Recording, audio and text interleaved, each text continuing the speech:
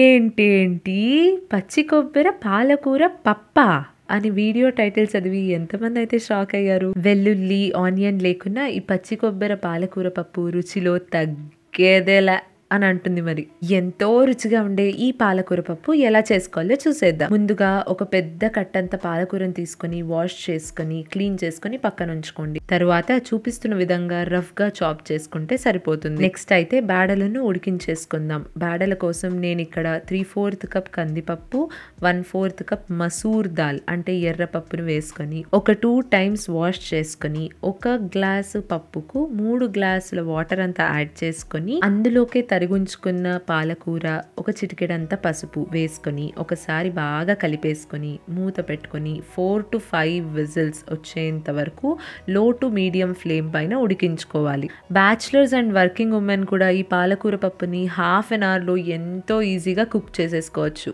పప్పు ఉడుకుతూ ఉండగా మనం సైడ్ లో పచ్చి కొబ్బరి పచ్చిమిర్చి పేస్ట్ ని తయారు చేసేసుకుందాం. పచ్చి కొబ్బరి పేస్ట్ కోసం ఒక చిప్ప కొబ్బరి, 5-6 పచ్చిమిర్చిని తీసుకోవాలి. మీరు తినే స్పైసీనెస్ కి అనుకూలంగా పచ్చిమిర్చిని ప్లస్ మైనస్ అయితే చేసుకోవచ్చు.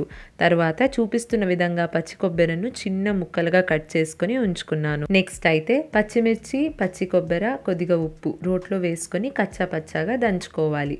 మీరు దీన్ని మిక్సీలో వేసుకొని కూడా కచ్చా పచ్చాగా గ్రైండ్ చేసుకోవచ్చు. పచ్చిమిర్చి, పచ్చి కొబ్బరి పేస్ట్ అయితే రెడీ అయిపోయింది. నెక్స్ట్ ఇప్పుడు కుక్కర్ మూత తెరిచి పప్పు బాగా ఉడికిందా లేదా అని ఒకసారి చెక్ చేసుకోండి. పప్పులోకి తగినంత వాటర్ యాడ్ చేసుకొని పప్పు కన్సిస్టెన్సీని అయితే అడ్జస్ట్ చేసేసుకోండి. ఇప్పుడైతే ఈ పప్పులోకి ముందుగా కచ్చా పచ్చగా గ్రైండ్ చేసి ఉంచుకున్న పచ్చిమిర్చి, పచ్చి కొబ్బరి పేస్ట్ ని వేసేసుకొని 1.5 టీ స్పూన్ సాల్ట్ అండ్ సరిపడా చింతపండు రసం వేసుకొని ఒక ఉడుకు వచ్చేంత వరకు ఉడికించుకోవాలి. లాస్ట్ అండ్ ఫైనల్ గా ఇంగువ తిరువాత పెట్టుకుని పప్పులోకి వేసేసుకోవాలి. అంతేనండి, ఎంతో రుచిగా ఉండే పచ్చి కొబ్బరి పాలకూర పప్పు అయితే రెడీ అయిపోయింది. ఒక్కసారి పాలకూర పప్పును ఇలా ట్రై చేసి చూసి మీకు ఎలా కుదిరిందో మాకు తప్పకుండా తెలియజేయండి. అండ్ మీ ఫ్రెండ్స్ మరియు ఫ్యామిలీ మెంబర్స్తో షేర్ చేసుకోండి. సరే, మరైతే ఇంకో వీడియోతో మళ్ళీ కలుద్దాం. ఇట్లు మీ అభిరామి.